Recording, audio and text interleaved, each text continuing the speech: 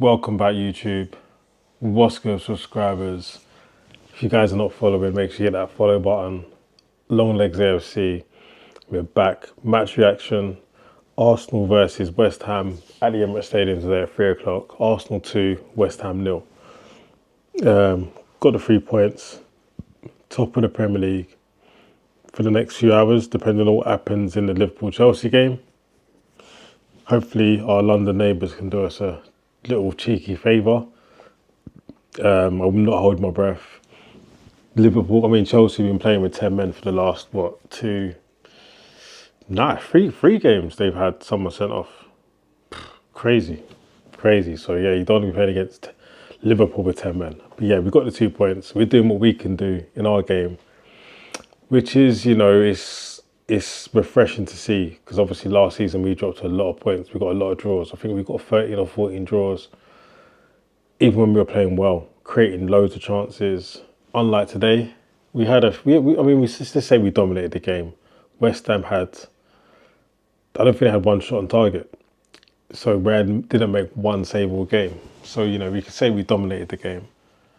However, we didn't outplay West Ham. We didn't create loads of clear-cut chances and only get 2 goals. Whereas last season, we were dominating games and creating loads of chances and still drawing 1-1. So I'm happy we're just getting the results. This is the first time we've beat West Ham at the Emirates in 3 seasons. We'd lost 1-0 and 2-0 previously. So, to win today, keep a clean sheet I think it's amazing. The clean sheets, I think, are what are going to win us this title this season. I really do. Everyone keeps saying, we needed that striker. Yes, we do. Yes, we did. But I think the clean sheets are going to win us the title. Our defence is absolutely rock solid at the minute.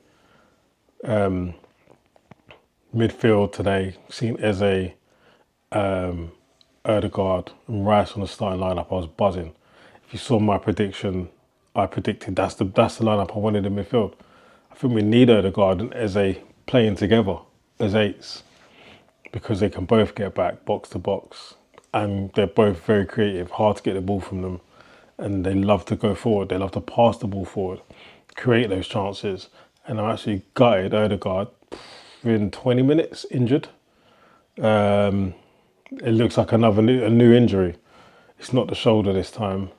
Clash of knees. It looked like it hurt. I'm not gonna lie, it looked like it hurt. And he tried to run it off. You could see he was trying to run that one off, but yeah, he looked so frustrated, man. Like, it almost looked like he was gonna start crying tears, and I feel for him because this is the third. I'm trying to think. Is this the 3rd time he's been taken off for injury this season? It's our 7th game of the season, and 50% of them he's had to come off. I think this is the 3rd or 4th. Nah, because the first one, the last one was the shoulder. So this is the 3rd time. This is insane. 3 times he's had to come off injured in the first half of the game. Yeah, hopefully it's nothing too serious because I think we really need to see Ødegaard and Eze in those number 8 roles, creating chances. But yeah, shortly after he went off, Zubimendi came on. Eze, great play from Saka on the wing. Eze had a shot, saved, and then Declan Rice for the tap in against his former club. Great to see Declan Rice scoring, because we got him off price apparently. He'll be buzzing inside to get a goal against West Ham. Obviously, he didn't celebrate out of respect, and we can all relate to that. It's the gentleman thing to do. But yeah, 1-0 to Arsenal, and then not much happened else in the first half. So like I said, we weren't playing great football, but I'd rather watch football that's not great, and at the end of the day, when the whistle blows, we get the result. So second half, who was in the box? Timber was in the box, went down, fouled, and then Saka converted. I was actually quite surprised to see, not too surprised, but I was surprised Gyökeres didn't go and take the penalty. Obviously, he needs goals. But yeah, Saka, is he our penalty taker? Because some were saying Gyökeres is the penalty taker. I would say probably should be, I don't know. I mean, Saka don't really miss penalties. I'm quite confident when Saka's taking a penalty. But also, I feel like Gyökeres is our striker. So I feel like we should give them to him. But anyway, Saka's converted. It's 2-0. Rice has come off. Who cares? Like, there's a lot of subs actually. Rice, see, now it's a big difference with Arsenal. Look, I'm noticing we're making about 3 to 4 subs a game. Last season, we'd be lucky if we made 1 sub. We're making 3 to 4 subs per game.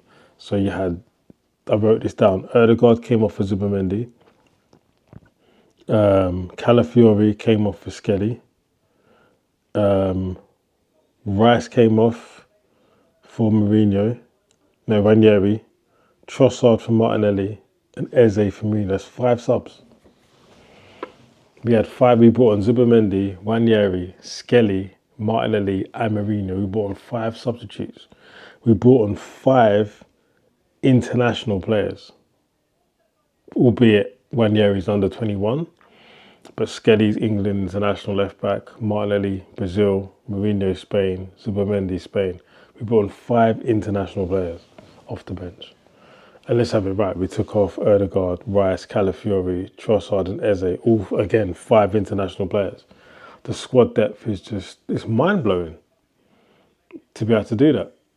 It's actually mind-blowing and it's really good because, you know, these guys need minutes. Martinelli needs minutes.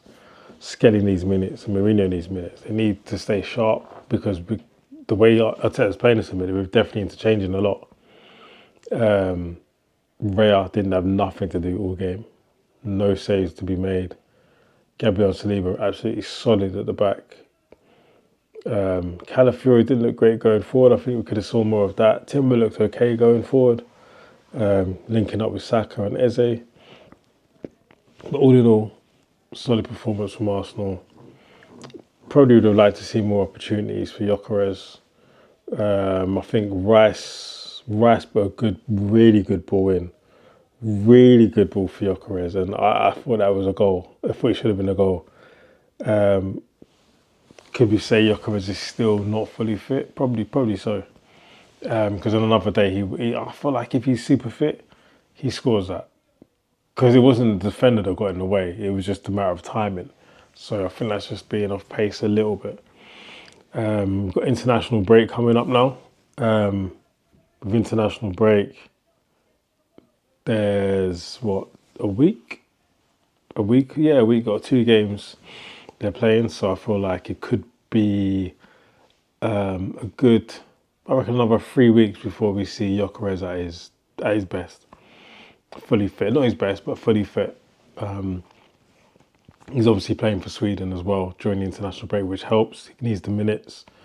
So yeah, and also like the Swedish counterpart, Isak, he looks off pace as well.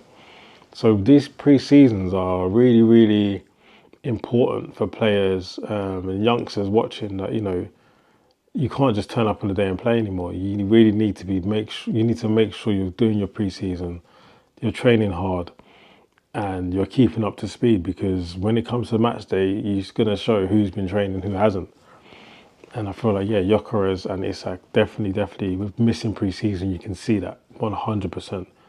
But like I said previously, I've seen the progression, the ceiling. He's got a very high ceiling.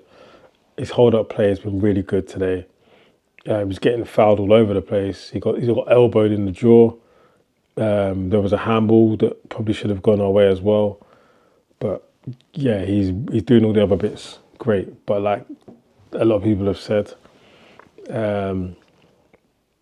his trade is a striker, and that's what he's been brought to do. He's been brought to score goals.